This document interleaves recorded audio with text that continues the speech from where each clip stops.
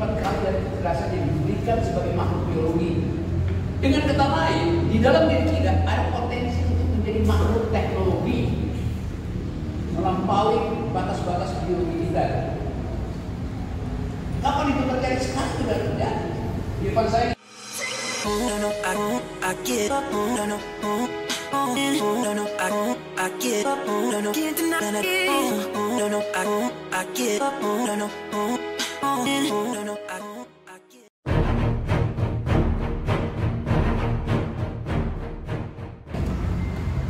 Satu poin, hasil dari riset DNA.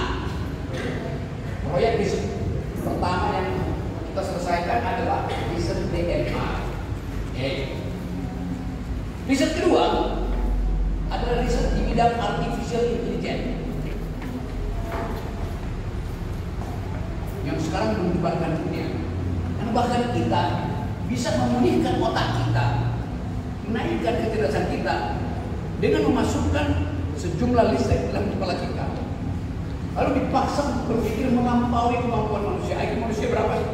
200. Artificial intelligence bisa naikin sampai 600. Berarti kecepatan kita memproses informasi itu berlipat kali dari kecerdasan yang diberikan sebagai makhluk biologi. Dengan kata lain, di dalam diri kita ada potensi untuk menjadi makhluk teknologi melampaui batas-batas biologi kita. Kapan itu terjadi? Sekarang sudah terjadi. Di depan saya ini handphone berjejer. Handphone itu adalah microcomputer. Sekarang kalau saya tanya, Anda tergantung kepada handphone Anda? Tergantung secara apa? Secara biologi enggak. Kalau saya jauhin handphone ini, tangan Anda tetap tangan yang sama. Tapi batin Anda, kalau saya jauhkan di sini, Anda cemas, jangan saya buka WA Anda. Dan ternyata Anda caleg. Ada kecemasan karena informasi tentang dirimu ada di handphone ini. Apalagi kalau Anda tinggalkan handphone ini, tiba-tiba pacarmu datang dia buka, ternyata ada chattingan dengan perempuan lain. Problem. Jadi kita tidak lagi menjadi makhluk biologi otonom. Kita jadi simbion, makhluk gabungan antara cybernetic, biologi, ontologi. Jadi simbion. Anda ketinggalan handphone, seharian ada cemas, gangguan pencernaan. Karena Anda mengalami psikosomatis. Benar kan? Sekarang dari pihak si handphone, kalau Anda tinggalkan handphone ini, dia cemas atau enggak? Dia pasti cemas juga. Karena sistem Anda direkam oleh dia, algoritma behavior Anda setiap hari direkam oleh dia. Dia tahu bahwa jam 10 pagi Anda akan ketik nama sayang, netiku. Lama-lama saya pun bingung, kok udah jam 9 pagi, jam 10 kok dia nggak? Tapi kan handphone Anda merekam kan? Aktif sana. Nah, rekaman itu yang akan dibaca oleh klaster ketiga dalam riset dunia, yaitu big data. Jadi semua setiap kali kita upload, kita dibaca oleh sistem. Jadi behavior kita dibaca oleh data. Sekarang misalnya, ada kecemasan. Kalau artificial intelligence dipegang oleh negara pada kekuasaan, dan dia tahu behavior Anda melalui big data yang Anda upload tiap 2 menit, status di Instagram Anda berubah terus dibaca. Anda doyannya makan fast food, ada yang doyannya makan ikan, ada yang doyannya camping tiap hari, dibaca. Lalu dihubungkan dengan status Anda sebagai pemilih. Lalu artificial intelligence mengarahkan Anda untuk memilih seseorang. Akibatnya otonomi kita hilang. Jadi kita ada di dalam keadaan gamang antara kedudukan saya sebagai makhluk biologi dan ketergantungan saya pada sistem teknologi.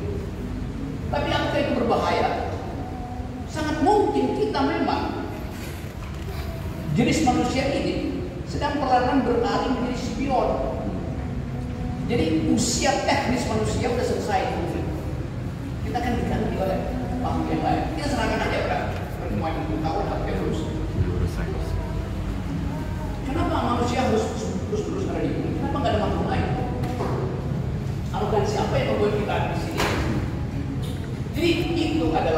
sensasi intelektual yang kadang-kala kita katakan Rocky Gerung kalau kritik pemerintah keluar aja dari Indonesia. Apa hubungannya antara kritik saya dengan keluar dari Indonesia? Jangan-jangan saya keluar dari Indonesia, sebagian orang Indonesia itu saya pergi. Karena menginginkan ada sensasi pikiran. Lalu pemerintah suruh saya balik lagi. Jadi ini masalah kita. Saya mau buka perspektif ini supaya ada kemampuan berpikir alternatif. Jadi sekali lagi, ide yang kita kumpulkan di sini memungkinkan kita melampaui proposal-proposal yang bukan negara. IKN yang menentukan terus 2 minggu lalu, menurut 4-5 hari lalu saya ada di Mataram bertemu dengan 890 perangkat desa. Ada yang pro, ada yang kontra, mengeluh mereka kepada saya. Tapi saya paham bahwa pro dan kontra itu terjadi karena ketidakjelasan proposal dari Pak Jokowi, nggak jelas mau bikin apa IKN itu.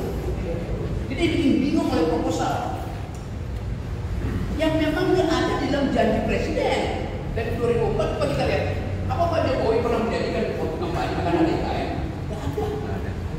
Apalagi IKN itu diputuskan secara politik tanpa mempertimbangkan. Jadi bagian-bagian ini saya kira kita akan bicara lebar. Tapi satu hal yang ingin saya terangkan, buka perspektif ini, menggelenglah pada proposal kekuasaan. Sama seperti kita menggeleng. Kalau dosen saudara lagi nerangin sesuatu di kampus, saudara jangan bangun-bangun, menggeleng aja. Bohong, salah, dungu, ngaco. Supaya timbul dialektika, Anda harus curiga apa yang diterangkan oleh dosen Anda. Supaya Anda sendiri membangun pikiran alternatif. Debat pada dosen, nggak begitu Pak. Saya harus baca jurnal Nature. Teknologi berubah setiap 8 jam. Bahkan ilmu fisika itu sama seperti ilmu sosial, berubah paradigmanya. Fisika teoretik. Karena pengandaian itu, apalagi politik. Itu pentingnya kita lakukan proposal perubahan politik. Dari mana? Dan dirubah lagi ide berpolitik, bukan orang yang doang dirubah, tapi ide sama. Jadi dasar-dasar itu saya percaya. Ini dari 3 orang yang bicara, kelihatan logikanya masuk, jalan. Dan itu yang ingin saya tarik kepada teman-teman. Undang semua calon legislatif eksekutif sini untuk kita bikin pengetahuan dia. Tanya pada dia, Anda paham nggak arah penelitian dunia? Kalau dia nggak paham artinya, Anda bilang beli, saya kan tidak ada jadi. Legislatif mending Anda jadi legislator, Anda ada paham, mending dia yang jadi caleg karena dia paham ide. Jadi itu pentingnya tema kita adalah mengubah artinya pergi pada alternatif. Itu intinya. Terima kasih.